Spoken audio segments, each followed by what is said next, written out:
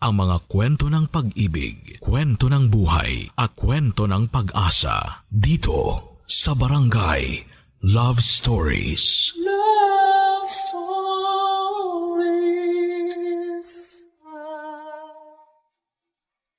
Kapag mahal mo raw ang isang tao, ilang ulit kang magpapatawad. Kapag mahal mo raw ang isang tao ay uunahin mo lagi ang umunawa. Ikaw kabarangay, ilang beses ka bang magpapatawad at uunawa? Dear Papa Dudut, isang mapagpalang araw sa inyong lahat sa Barangay LS. Ako nga pala si Harold, 31 years old at gusto ko lang magsumbong sa inyo sa nangyari sa relasyon ko. May nakarelasyon ako na mas matanda sa akin ng 5 taon, siya si Leia. Matagal ko ng crush si Leia bago ko pa siya ligawan. Naging magkakilala kami dahil sa dating pinagtatrabahuhan namin. Gusto ko na siyang ligawan, unang beses ko pa lamang siyang nakilala. Ang saya kasi niyang kasama, maganda rin siya at kalog talaga. Sa tuwing kasama ko siya, pakiramdam ko ay safe ako. Kakaiba siya sa lahat ng mga babaeng natipuhan ko noon, Papa Dudut. At kahit sabihing merong mas maganda sa kanya pero iba ang hatak niya. Marami nga ring nagkagusto sa kanya sa dating pinagtatrabahuhan namin. Hindi siya nababakante, iyon ang problema ko. Kaya hindi ako makasingit na maligawan siya. Hindi siya nawawala ng karelasyon. Oras na malaman ng mga lalaking kakilala niya na single na siya ay biglang hahaba ang pila. Madalas ako ang huling nakakaalam na single siya kahit kami pa yung mas close sa isa't isa. Kaya madalas ako yung napag-iiwanan. Saka natatakot din akong ligawan siya dahil baka i-reject niya ako. Lalo't 5 taon ang tanda niya sa akin. Gayunpaman kapag tadhana na ang gumawa ng paraan para mapansin ka ng taong gusto mo, wala na silang laban kahit sino pa ang iharap mo.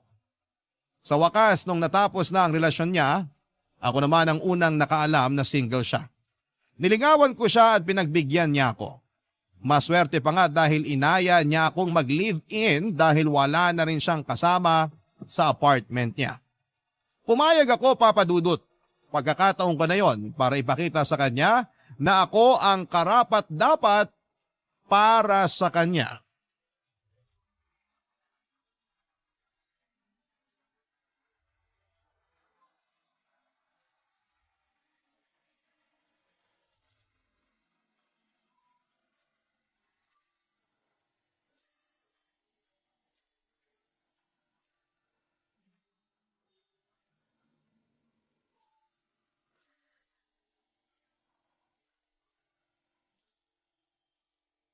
Harold! Harold! Bakit, Leia? Ano yun? Kanina pa kita hinahanap. Ilang beses kitang tinatawagan sa messenger mo, hindi ka sumasagot. Nasa kwarto natin yung cellphone ko. Iniwan ko ron kasi binababad ko yung mga damit mo para mabilis ko na lang malaban mamaya pagkatapos kong mamalengke. Dapat kasi kahapon mo pa binabad yung damit ko eh. Ayan! Nagmamadali ka na naman sa mga gawaing bahay ngayon. Sorry na po. Kahapon kasi nilinisan ko yung kwarto natin. Isa pa yan. Dapat nung isang araw ka pa naglinis ng kwarto natin. Ilang beses ko nang sinabi sa'yo na hindi ko na gusto yung amoy ng kwarto. Pero hindi ka nakikinig. Sorry talaga. Pero ngayon malinis na. Nag-spray pa ako ng Fabcon sa kama natin para mabango. Sintu-sintu ka ba? Bakit ka nag-spray ng Fabcon sa kama? Paano kung mangati ako? Hindi na mauulit. Sinubukan ko lang naman. Gusto ko kasi yung amoy ng Fabcon. Parang laging galing laundry shop. Mabango. Hindi mo na naman ginagamit ang utak mo.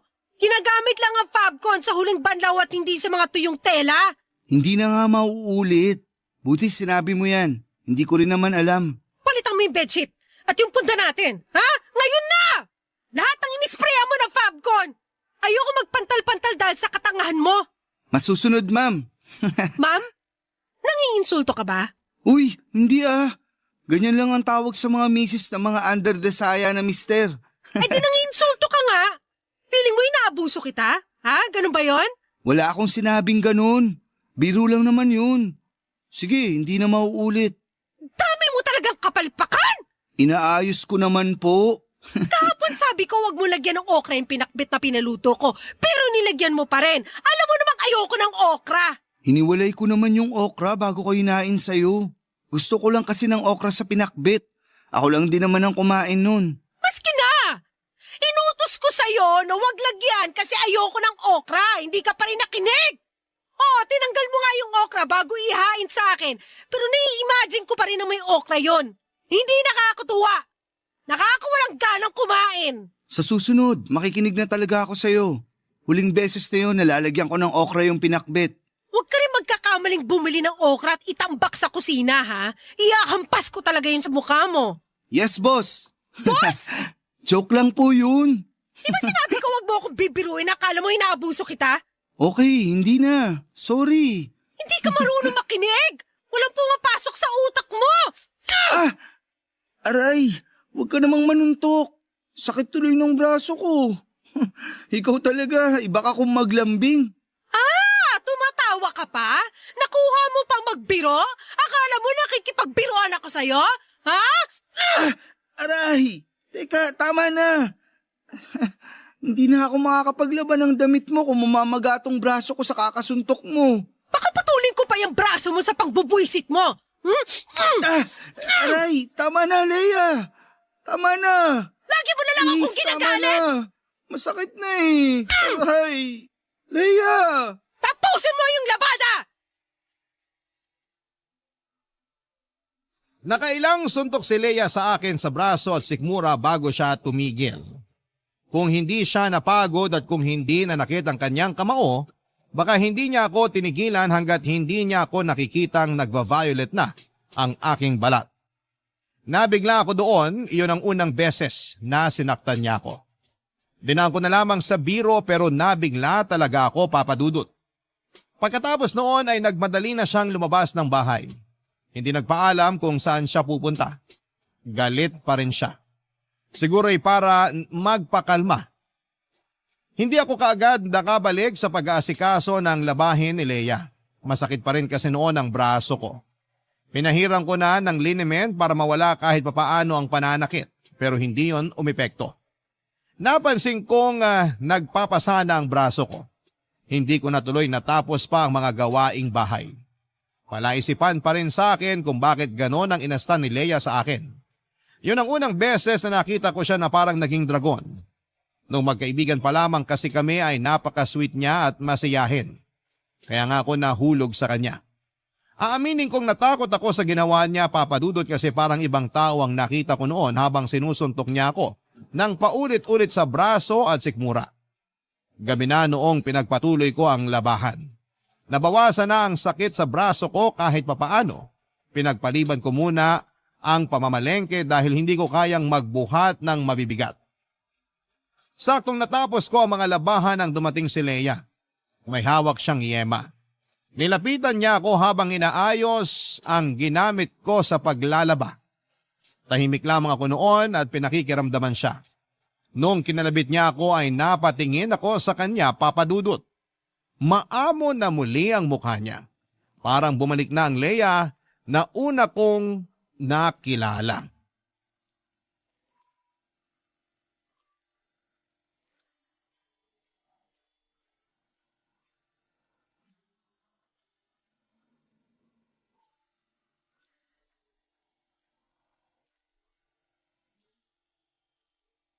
Kumain ka na ba?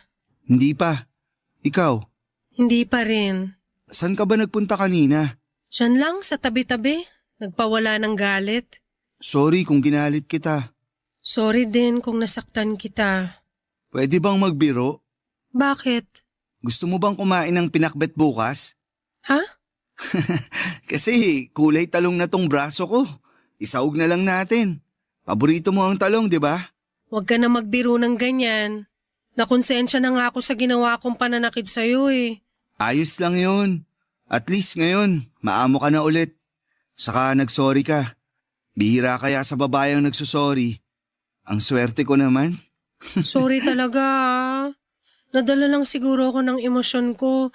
Tapos parating na rin ang dalaw ko kaya ayun. Okay lang yun. Hindi naman na masyadong masakit ang braso ko. Binabaran ko kanina ng yelo. Yun nga lang, Hindi ako nakapamalengke kanina. Ayos lang ba?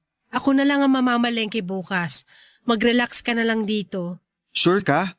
Pwede naman kitang samahan bukas. Hindi na. May kasalanan ako ngayon sa'yo kaya babawi na lang ako bukas. Ako nang bahala sa pamamalengke. Ako na rin ang magluluto. I-check mo ha. Baka aksidente kang makabili ng okra sa palengke. Naku, ayaw na kitang makitang magalit. Joke lang yun. Huwag kang magalit. Natroma ka na ata sa akin. Ni hindi mo na magawa magbiro. Kasi naman, kakatapos lang nung pananakit mo sa akin kanina. Pero bukas, okay na ako. Hindi na mauulit yung pananakit ko sa'yo, promise. Last na yun. Natuto na ako. Alam ko naman na nabigla ka lang talaga. Marami rin naman kasi akong kapalpakan na ginawa eh. Kaya gets kita. Kahit na. Mali pa rin ang manakit. Nakuha ko kasi ito sa mga magulang ko eh. Hindi ko alam yan ah. Ano bang nangyari dati? Laging nagbubugbugan sina mama at papa noon. Nakikita namin magkakapatid yun. Tapos kapag mainit ang ulo ni mama kay papa, sa amin niya binubunton. Binubugbog kayo ng nanay niyo? Oo. Kaya nga tinakas kami ng lola ko sa kanya para iuwi sa probinsya. Nadyaryo pa nga kami dati. Kaya naman pala. Ang hirap ng pinagdaanan mo. Kaya siguro yung mga karelasyon ko dati, nanawa sa kakabugbog ko sa kanila. Kaya nila ako iniwan. Teka, binubog mo rin mga ex mo? Kasi galit ako sa kanila. Kahit sa mga konting pagkakamali nila, nawawalan ako ng pasensya. Ang bilis uminit ng ulo ko. Ang bilis lang manakit ng kamay ko. Hindi ko rin alam yan. Pero sana, huli na tong pangbubugbog na ginawa mo sa akin ha. Kasi hindi to tama. Alam ko. Kaya nga nagsusorry ako ngayon. Aware na ako sa pagkakamali ko sa mga dating karelasyon ko. Hindi ko na yun uulitin sa'yo. Maswerte ako kung ganun nga. At maswerte ka dahil may peace offering ako sa'yo ngayon. Anong peace offering naman yan? Yema! Paborito ko to. Ito kasi madalas ang binibigay ni mama sa amin pag nagsusorry siya. Pagkatapos niya kaming bugbugin. Nilagay ni Leia ang yema sa palad ko at saka ako niyakap. Doon ay sinabayan niya ng iyak habang nagsusorry. Kahit ako ay nanghina sa iyak niya, papadudot. Nakaramdam ako ng awa sa kanya at hindi ko ma-imagine kung gaano kasakit ang pinagdaanan niya sa kamay ng mga magulang niya, lalo na sa kanyang ina. Hindi dapat sinasakta ng bata. Mabilis ko lang napatawad si Leia at pagkatapos noon ay nanumbalik na muli ang masaya naming relasyon. Umorder na lamang siya ng dinner namin at sabay namin yung kinain habang nanonood ng TV. Hindi ko pa rin kinakain ang yemang binigay niya at gusto ko lang kasing merong paalala na kailangan kong protektahan si Leia mula sa trauma niya. Pero pinilit niya akong kainin yon sa palambing na paraan. At kinain ko naman. Nakita kong masaya siya nung ginawa ko yon at hinalikan ko siya. Naging okay na talaga ang lahat. Kabaliktaran sa nakalakhang pamilya ni Leia ay masaya at mapagmahalang pamilyang nakagisnan ko, papadudot. Wala akong naging problema sa pagpapalaki at pag-aaruga sa akin ng mga magulang ko. Sa mga magulang ko rin natutunan kung paano ang tamang pagmamahal. Bata pa lamang ako, ang expressive na nila sa mga nararamdaman nila para sa isa't isa. Lagi naming nakikitang magkakapatid na magkayakap at nagsasabihan ng I love you sa isa't isang mga magulang ko.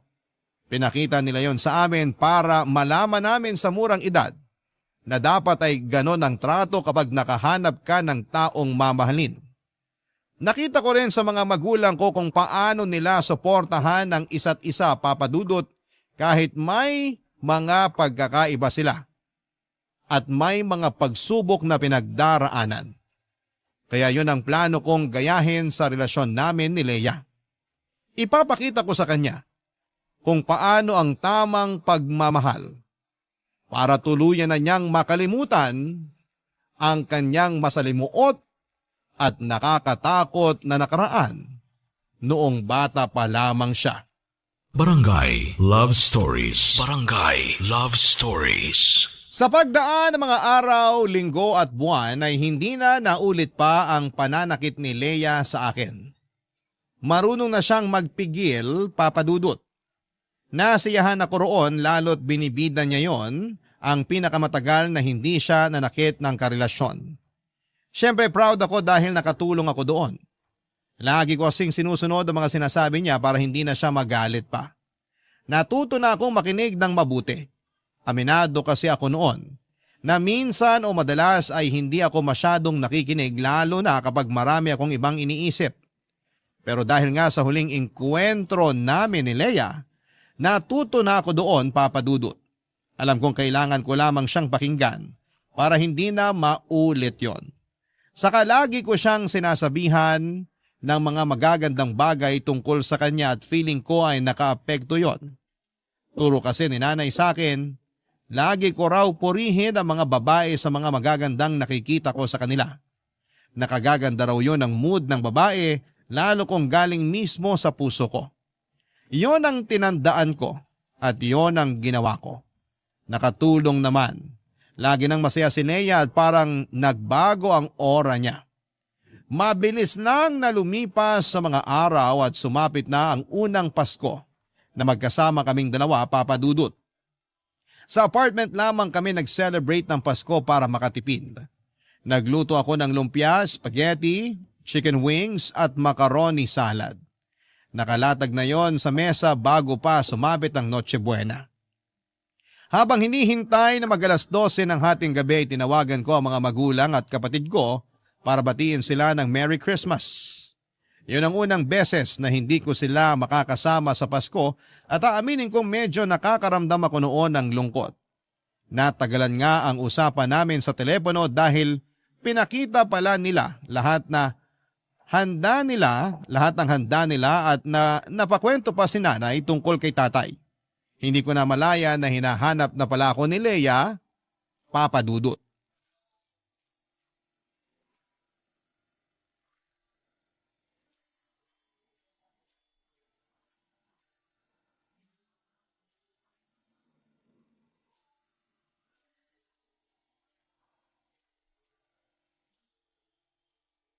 Hoy Harold! Kanina pa kita tinatawag Saan ka ba nagpunta? Kanina pa kita tinatawagan pero hindi ka makontak. Lumabas kasi ako. Pasensya na kung di ko nasagot mga tawag mo. Tinatawagan ko kasi si nanay. Bakit hindi na lang dito sa loob ng bahay ka tumawag? Kanina pa kita hinahanap. Ang bagal kasi ng wifi natin. Ginamit ko na lang yung data ko. Sa labas malakas yung sagap ng internet. Kaya doon ko tinawagan si nanay. Ayun nga Ipapaayos ko sana sa'yo tong wifi natin kasi hindi ako makakonect. Paano ako makakapag-post nito sa Facebook? May problema ata talaga sa internet ngayon. Nag-message na ako pero sabi, may inaayos daw. Kaya baka mamayang madaling araw pa matatapos yung service maintenance nila. Nakakabanas naman Kung kailan naman Pasko. Ay! Makikonek ka na lang sa data ko. Marami pa naman to. Hayaan mo na. Sure ka? Sabihin mo lang sa akin kapag kailangan mo na. Sino na naman ba yung tumatawag sa'yo sa messenger? Si ate. Teka, sagutin ko lang. Subukan mong lumabas ulit, tatamaan ka sa akin. Ha? Ilang oras mo nang kausap ang pamilya mo? Paano naman ako? Iiwan mo lang ako rito sa loob ng bahay? Saglit lang naman to. Pag Noche Buena na, sa'yo na buo ang atensyon ko. Hindi. Mula sa oras na to, sa akin ang atensyon mo. Unang Pasko natin magkasama tapos babaliwalain mo lang ako. Di sana sumama na lang pala ako sa mga kaibigan ko para nag-inuman na lang kami. Sorry na. Unang Pasko rin kasi to na hindi ko kasama ang pamilya ko. Sumasama ang loob mo. Gusto mo doon ka na lang sa kanila. Marami ka pa namang data, di ba? Magbuka na ng masasakyan at umuwi ka na lang doon. Iuwi mo na lang din lahat ng handa natin. Tutal wala na akong ganang kumain. Wag namang ganyan. Gusto ko silang makasama. Pero gusto rin kitang kasama. Sino bang mas gusto mo makasama sa amin ng pamilya mo? Andito ako ngayon, so malamang ikaw. Pero panay naman ang kontak mo sa pamilya mo. Para nagsisisi ka na magpapasko kang kasama ako. Hindi excited nga ako kasi ito ang unang Pasko natin na magkarelasyon. Huwag ka na magalit. Sige, bukas ko na lang kakausapin si ate. Nakakainis ka kasi. Imbis na mag-focus ka na lang sa akin. Hindi na po. Sa'yo na ang focus ko ngayon. Ano bang gusto mong gawin? Gusto ko, patayin mo yung cellphone mo para hindi na makatawag at makaistorbo sa iyong pamilya mo. O sige po, walang problema. Oh, ayan ha. Pinatay ko na. Kakainis ka. Sorry na po. Buo na ang atensyon ko sa'yo ngayon. Hindi na nga ako masaya sa mga niluto mong handa tapos bibusitin mo pa ako sa pagtawag mo sa pamilya mo. Ano bang problema sa niluto ko? Ang alat at ang sagi ng lumpiang Shanghai. Yung spaghetti, mas anemic pa kaysa sa akin. Yung macaroni, in-overcook mo. Ha? Alam ko, sakto lang yung pagkakaluto ko. Baka nanginan lang masyado. Hinayaan ko kasi nakabukas yung mga bintana. Puro ka talaga kapalpakan. Paskong Pasko pero umiinit ang ulo ko sa'yo. Wala pa namang 12:00. Mareremedyohan ko pa yan. Teka. Ang laki mong palpak! Palpak ka! Ah! Aray, Leia! Awat na! Huwag mo naman akong tadyakan! Aray! Maligayang Pasko sa'yo at sa kapalpakan mo!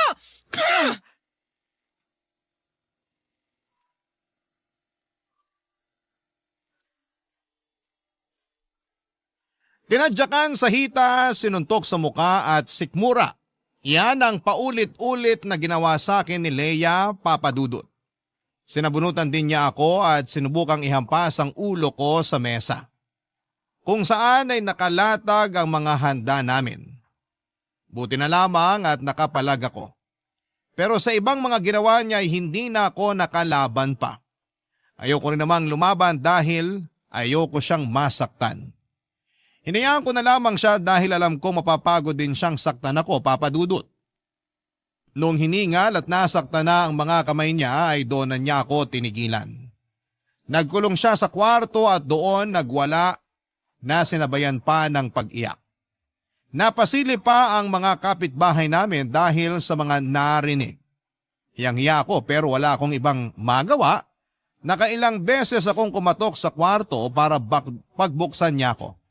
Pero hindi niya ginawa yon. Lumagpas na ang 12:00 pero ayaw pa rin niyang lumabas. Nasa labas lamang ako ng kwarto at inihintay na pagbuksan niya ako. Hindi ko na alam kung aling parte ng katawan ko ang sumasakit dahil halos nagsabay-sabay na yon. Sinabayan pa ng pagkalam ng sikmura dahil sa gutom. 3:00 na ng madaling araw nang lumabas si Leia sa kwarto at kinumusta ko siya, Papadudut. Niyakap niya ako at nagsorry. Inaya ko na siyang kumain at tumango lamang siya. Nagutom siya at naparami ang kain niya habang ako ay nakatingin lamang sa kanya at nakakaramdam na ng takot. Nang mapansin niyang nakatitig ako sa kanya ay may kinuha siya sa kanyang bulsa. Isang yema. Inabot niya sa akin at tulad ng dati simbolo yon ang pagsusori niya sa akin. Hindi pa man ako okay noon pero ngumiti ako at tinanggap ang yema na inabot niya. Doon na siyang ngumiti at magana na ulit na kumain. Hindi ako halos makakain noon dahil iniinda ko ang sakit ng pangbubugbog niya sa akin. Nagkaroon ng mga pasa at latay sa buong katawan ko. At pagkatapos ng Pasko, pagbalik ko sa trabaho ay napansin ng katrabaho ko at dati kong kaklase sa college na si Julie ang mga bakas ng pananakit ni Leia sa akin. Papadudut.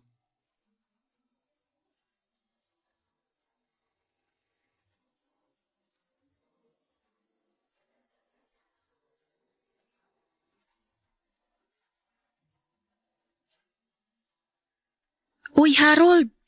Ayos ka lang? Oo naman. Merry Christmas pala. Naging merry ba talaga ang Christmas mo? Anong ibig mong sabihin? Ang fresh pa kasi ng mga galos mo.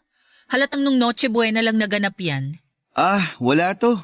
Natalsikan lang ako ng mantika nung nagpiprito ako ng chicken wings at lumpia. Napalakas yung apoy. Naparami yung mantika. Nakwento ko ba sa'yo dati na binubugbog ako ng ex-husband ko? Ha? Talaga? Wala kang naikikwento tungkol dyan. Kaya alam kong nagsisinungaling ka. Hindi kita hinuhusgahan ha. Kasi dati, takot din akong aminin yung totoo. Sinusubukan ko pa ngang protektahan ng ex-husband ko. Ayos lang naman kasi ako. Yan din ang sinabi ko. Pero alam ko sa loob-loob ko, hindi ako okay. Ano bang gusto mong sabihin ko? Sinasaktan ka ba ni Leia? Hindi to magagawa sa akin ni Leia. Gusto mo talagang isipin ko na mantika ang nanakit sa'yo? Nagkapasa ka dahil natalsikan ka ng mantika? Nahulog lang din ako sa hagdan. Nagmamadali kasi ako sa pagbaba. Ayun, nadulas ako. Ang classic. Yan ang madalas kong ginagamit na dahilan kapag nahuhulihan akong may pasa sa muka. Lagi kong sinasabi na nahulog ako sa hagdan. Kahit sa totoo, wala namang second floor ang bahay namin. Pwedeng magtanong, Ano yun? paano ka nakatakas sa ex mo? Gusto mo na rin bang takasan at maging ex si Leia? Huwag na lang pala natin pag-usapan. Hindi. Pag-usapan natin. Pinapagaan ko lang ang sitwasyon. Huwag kang mag-alala. Mapagkakatiwalaan mo ko. Ready ka bang magtiwala rin sa akin? Nakakaawa kasi si Leia. Lumaki siya sa toxic na pamilya. Nagbubugbugan ng mga magulang niya. Tapos, binubugbog din siya ng nanay niya. Kawawa naman talaga. Pero hindi sapat na dahilan yun para gawin niya rin sa'yo kung anong naranasan niya sa pamilya niya. Gets mo ba? Mahirap sigurong pigilan lalo kung hindi pa siya okay mula sa trauma niya. At responsibilidad niya ang sarili niya para maghilom sa trauma na yun. Hindi yung ipapasa niya sa'yo kung ano man ang nakasanayan niya noon. Alam ko naman. Akala ko kasi hindi na niya uulitin yung pananakit niya sa akin.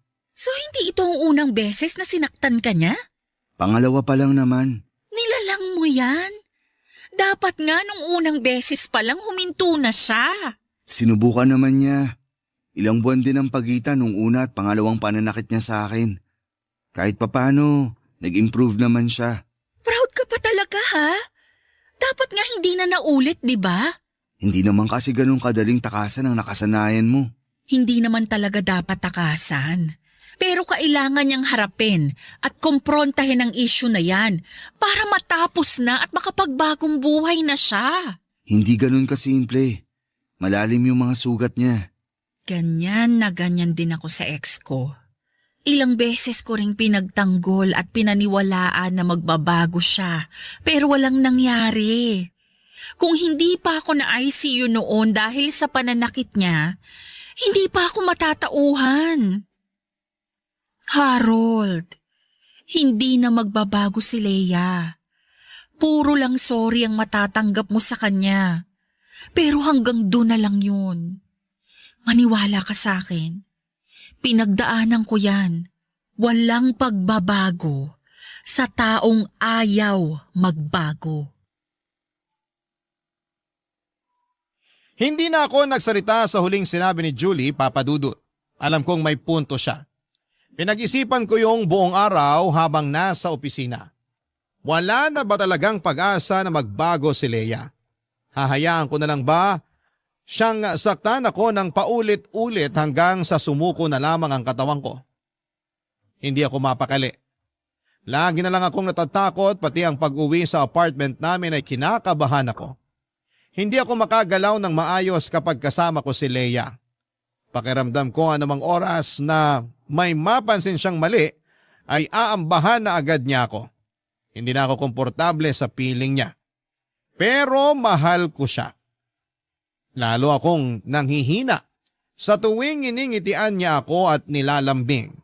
Parang nakakalimutan ko bigla lahat ng pananakit niya sa akin, ganong kalakas ang karisma niya na kaya niya akong mabawi sa tuwing nakagagawa siya ng mali.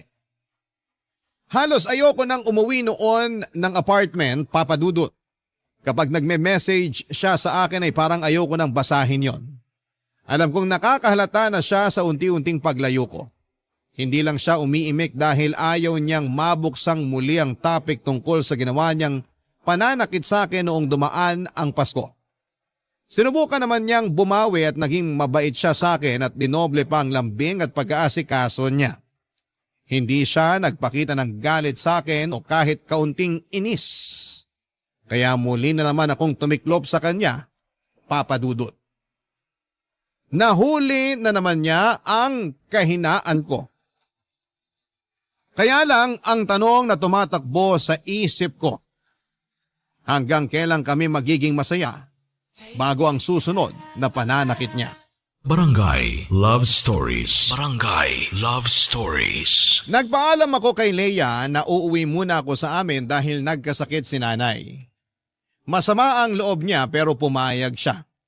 Alam kasi niyang may kasalanan pa siya sa akin at hindi siya pwedeng umangal dahil baka lalo lang lumayo ang loob ko sa kanya. Nagtanong lamang siya sa akin kung kailan ako uuwi at sinabi ko sa kanya na hindi ko pa alam. Dagdag ko pa ay basta kapag naging stable na ang pakiramdam ni nanay, uuwi rin ako. Nagtanong siya kung pwede ko raw ba siyang isama na lamang sa bahay ni nanay, pero mabilis akong tumanggi.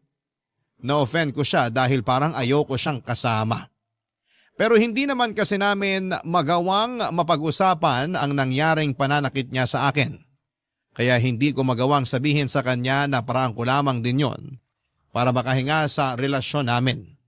Gusto ko lang munang lumayo sa kanya kahit na ilang araw lang. Paglipas ng mga araw ay nag-a-update pa rin ako sa kanya kahit umuwi muna ako sa bahay ni nanay. Para hindi naman siya malungkot at mapraning. Baka hindi rin kasi lalo lang siyang magalit sa akin. Naging pasensyosa naman siya sa akin kahit ang tipid ko na mag-chat sa kanya papadudot. Nagpapakiramdaman talaga kaming dalawa at makalipas ang isang linggo ay gumaling na si nanay at umuwi na rin ako sa apartment namin ni Leia. Aminado naman akong na-miss ko rin siya kaya naisip kong umuwi na. Sinalubong niya ako ng isang mahigpit na yakap at binusog ako sa halik sa mukha ko. Gumaan kahit papaano ang pakiramdam ko. Nakapagluto na rin siya at pinagsaluhan namin yon. Marami siyang nakwento sa akin na nangyari sa kanya habang wala ako. Mukha siyang masaya. Masaya na rin ako pero hindi pa rin matanggal sa isipan ko na anumang oras ay pwede na naman siyang sumabog at mangbugbog, papadudot.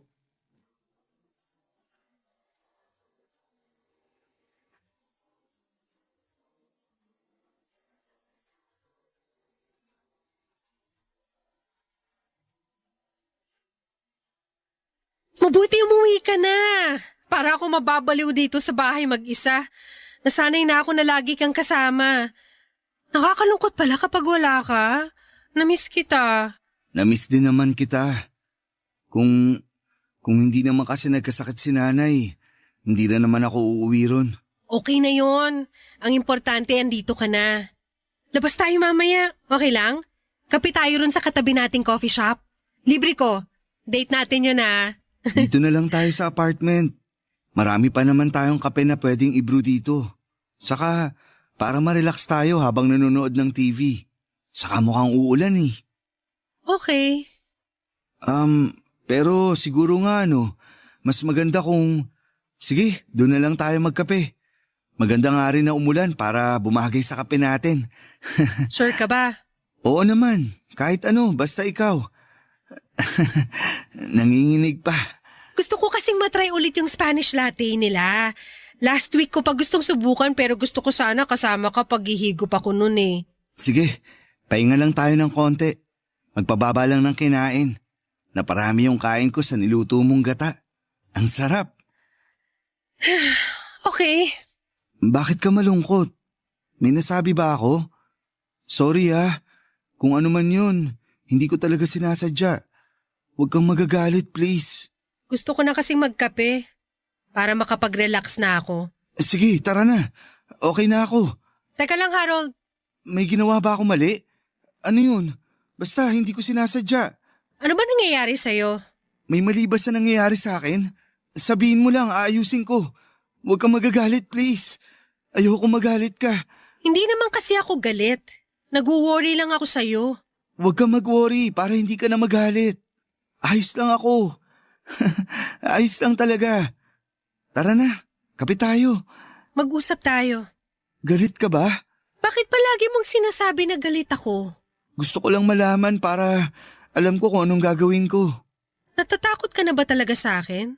Hindi Ayoko lang na nagagalit ka. Dahil ba to sa nangyari nung Noche Buena? Huwag na nating iwasang pag-usapan yon, Harold. Alam ko namang dumistansya ka na sa akin mula nung Mula nung binugbog kita nung Noche Buena, hindi naman ako manhid. Ayos na yun. Hayaan mo na. Last year pa yun. Pero hanggang ngayon bit-bit natin yun. Hindi tayo makakapag-move on hanggat hindi natin pinag-uusapang dalawa yun. Ang totoo, natatakot ako sa iyo, Leia. Araw-araw. Lagi akong kinakabahan sa tuwing nakikita kita kasi baka may mapansin kang mali sa akin tapos magagalit ka. Tapos mananakit ka. Hindi ko na kasi kaya yun. Nakakatakot. Hindi pinaranas to sa akin ng magulang ko. Pero bakit kailangan kong danasin yun sa'yo? Mahirap na bang patawarin yung mga maliliit na pagkakamali ko? Kasi sinusubukan ko naman. Kasi mahal kita. Pero minsan, ginagawa ko na lang lahat ng gusto mo kasi natatakot ako sa'yo. Di ba mali yun? Mali na ginagawa mo lang yung isang bagay kasi natatakot ka. Di ba dapat ginagawa mo yun kasi masaya ka? Sa unang pagkakataon ay hinayaan kong umagos ang sakit. Nagsumbong ako kay Leia sa sama ng loob ko sa kanya. Hinayaan kong umiyak ako na hindi ko naman nakasanayang gawin noon. Hindi ko siya matignan sa mga mata at nakaharang din ang mga braso ko sa mukha ko para mailagan ko kung sakali mang mapikon siya sa mga sinasabi ko. Pero hindi ko na pala kailangan ang mga braso ko para depensahan ang sarili ko dahil hindi naman ako sinaktan ni Leia. Pag-angat ko ng tingin sa kanya ay sinabayan niya ako ng iyak. Naramdaman ko ang awa niya para sa akin. Sinubukan niya akong yakapin pero umilag ang katawan ko dahil inaasahan marahil ng katawan ko na sasaktan niya ako. Sinusubukan lamang akong protektahan ang katawan ko. Doon na umiyak ng malakas si Leia. Sinaktan naman niya ang sarili niya. Sinampal niya ang mukha niya. Sinabunutan ang buhok niya at pinigilan ko siya at doon ay bigla siyang nanghina at niyakap ako. Yumakap ako pabalik para maramdaman niyang ligtas siya sa mga braso ko. Nung humupa na ang emosyon namin ay doon na kami nakapag-usap ng kalmado. Sinabi niya sa akin na gusto na niyang magbago at sana'y matulungan ko siya. Natatakot na rin daw siya sa mga posible pa niyang magawa dala ng trauma niya. Kaya naman minabuti naming dalhin siya sa isang psychiatrist para maipagamot ang kinakaharap niya. May anger issues si Leia at marami pang lumabas na ibang mga mental health issues niya. May mga nireseta na sa kanyang mga gamot na inumin at masipag naman niyang sinunod lahat ng sinabi ng doktor sa kanya. Sinikap talagang ayusin ni Leia ang mga issues niya sa sarili at mga issue niya sa nakaraan niya. Natuwa ako. Lalo't nakita kong hindi na siya palaging galit at hindi na rin nananakit. Naging kampante na akong muli sa kanya, Papa Dudut. Sinuportahan ko siya at mas minahal, lalo, para magtuloy-tuloy na ang kanyang pagbabago. Masaya ako sa nangyari sa kanya at hiniling ko na sana'y tuluyan na niyang maiwan ang nakaraan niya, Papa Dudut.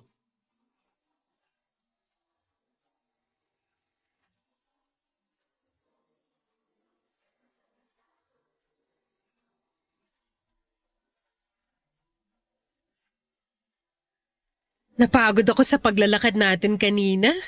Ginutom ako bigla. Ako rin. Feeling ko, kaya nating umubos ng 2 rice cooker. Laman ng rice cooker o mismong rice cooker ang kakainin natin? Isama mo na yung cord ng rice cooker. Kaya ko yun ngatain. Teka, magsasayang na ako. Umupo ka muna. Mamili ka na ng mapapanood natin. Okay lang ba sa'yo na initin ko na lang yung natirang ulam kagabi? Oo, ayos lang. Bago mapanis. Para di masayang. Pakigawa na rin ako ng sausawan ha. Toyo na may maraming kalamansi at dinurog na siling labuyo. Love you! Harold, sa weekend ba okay lang kung pumunta tayo ng Zambales? Gusto ko kasi magdagat. Nako, hindi ako pwede sa weekend. Pupunta kami ni nanay sa Quezon. Gusto raw niyang mamasyal dun sa mga pinsan niya. Ah, ganun ba? Hindi ba pwedeng sa ibang weekend na lang kayo pumunta ng Quezon ng nanay mo? Kasi last weekend kayo rin na magkasama na namasyal sa Pampanga. Baka naman pwedeng itong weekend ako naman ang kasama mo. Ako naman ang ipasyal mo. Negative. Nakahanda na si nanay na pumunta ng Quezon. Nakaimpake na nga rin. Excited na talaga siyang makipag-meet and greet sa mga pinsan niya. Ah, ganun? Bawi na lang ako sa'yo sa susunod ha. Promise, babawi ako. Huwag ka nang bumawi. Magsama na lang kayo ng nanay mo. Alam mo kung ano pa yung magandang bonding nyo? Bumalik ka sa matres niya at magstay ka doon ng 9 months. Leia, teka. May mali ba sa pagsama ko sa nanay ko? Wala! Ayos nga yun Patunayan mo sa akin na isa kang mama's boy. Gusto ko lang namang pagbigyan si nanay. Bihira ko na rin siya kung makasama. Matanda na rin siya. At gusto ko namang makasama siya bago, alam mo na. Bihira makasama? 2 weekend na kayo magkasama. Ano pang bihira ron?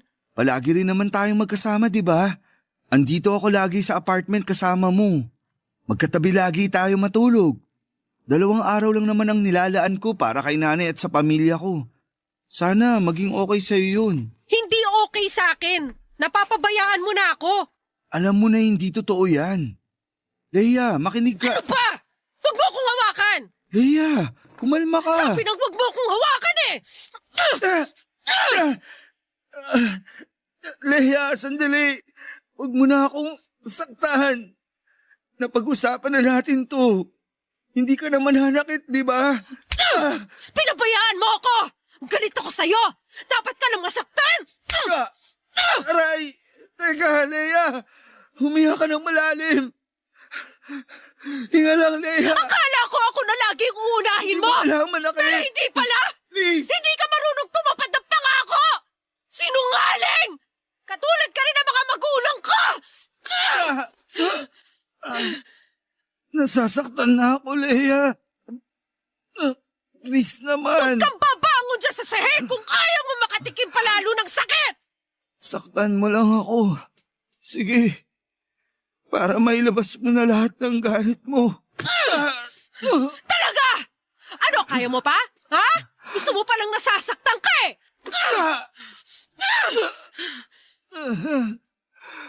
Tumigil ka lang kapag ayaw mo na. Hindi kita titigilan! Hindi kita titigilang saktan! Tandaan mo yan! Tapos na ba? Kasalanan mo to, Harold! Kung bakit kita nasaktan ulit!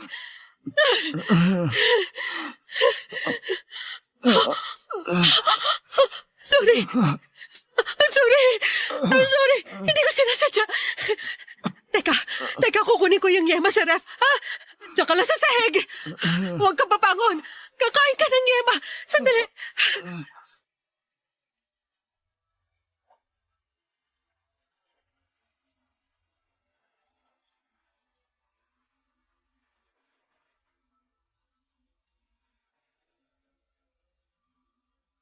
Tumakbo si Leia at iniwan ako para kunin ang yema sa ref. At tulad ng dati, iyon ang paraan niya para mag-sorry sa akin. Habang nasa kusina si Leia ay sinikap kong makatayo. Nilakad ko ng paika-ika ang daan papunta sa pintuan. Lumabas ako ng bahay at tinayaan kong nakabukas ang pintuan at saktong may dumaang taxi at agad ko yung pinara. Nagpahatid ako kina nanay at nabahala ang taxi driver sa akin dahil dumudugo ang ilong at labi ko. Nalalabo na rin ang paningin ko dahil namumula na ang mga mata ko dahil sa paulit-ulit na pagsuntok ni Leia sa akin. Nagsabi ang taxi driver na ihahatid na lamang niya ako sa ospital pero pinigilan ko siya. Gusto ko na lamang makauwi kina nanay. Habang nasa biyahe ay napaiyak na lamang ako. Hindi dahil sa sakit ng pangbubugbog ni Leia sa akin, kundi dahil sa kasalanan ko mula sa kanya. Nakatakas na ako, Papa Dudut, tulad ng pagtakas ni Julie sa kanyang dating asawa. Totoo pala ang sinabi niya. Hindi na magbabago ang mga katulad ni Leia. Maswerte akong nakayanan ko pang maglakad paalis sa apartment namin ni Leia. Hindi kagaya ni Julie na hindi na nakalakad paalis sa bahay nila ng dating asawa niya at tanging ambulansya na lamang ang nagtakbo sa kanya papunta sa ospital. Pagkarating ko sa bahay, sinalubong ako ni nanay. Panayang iyak niya sa nadatnan sa akin. Hindi siya nagtanong pero niyakap niya ako at sinabing hindi na siya papayag na mangyari ulit sa akin yon. Nakauwi na ako. Nakauwi na ako mula sa mga taong totoong nagmamahal sa akin. Sa ngayon naman, Papa Dudut, ay naghilom na ang mga pasako sa katawan pero patuloy pa rin akong naghihilom mula sa trauma na inabot ko mula kay Leia. Lagi po akong binabangungot sa tuwing napapanaginipan ko kung paano akong saktan ni Leia noon. Aaminin kong nakaapekto ng malala ang ginawa ni Leia sa akin, sa aking pag-iisip at hirap akong makabangon dahil doon hanggang ngayon. Hindi rin nakatulong na patuloy siyang lumalapit sa akin para humingi ng tsansa para magkabalikan kami. Lagi siyang may dalang yema para humingi ng sorry. Hindi ko yon tinanggap. Katulad ng hindi ko pagtanggap sa mga ginawa niya sa akin noon. Aaminin kong hindi ko pa siya napatawad pero aaminin kong may pagmamahal pa rin ako para sa kanya. Isang bagay lang ang alam kong kailangan kong tanggapin at aminin. Hindi na ako babalik sa kanya at hindi ko nahahayaang maulit pa ang dati. Hanggang dito na lamang po ang kwento tungkol sa bahaging ito ng buhay ko at sana ay nakapagbigay ako sa inyo ng aral kung sakali mang may mga kabarangay na parehas ko ang pinagdadaanan. Isang mahigpit na yakap sa inyong lahat na dumaan sa mapang-abusong relasyon. Hindi kayo nag-iisa. Huwag kayong matakot, mananalo rin tayo at makakawala. Maraming salamat muli sa lahat ng mga bumubuo ng Barangay Love Stories. Ang inyong kabarangay forever, Harold. Barangay Love Stories. Barangay Love Stories. Ako, gigil na gigil talaga ako sa nangyayari sa kwento natin. O ikaw, kabarangay, kumukulo rin ba dugo mo? Pwede kang mag-iwan ng comment sa ating comment section. Nagustuhan ng iyong napakinggan? Ituloy yan via live stream sa www.gmanetwork.com/radio. Barangay LS 97.1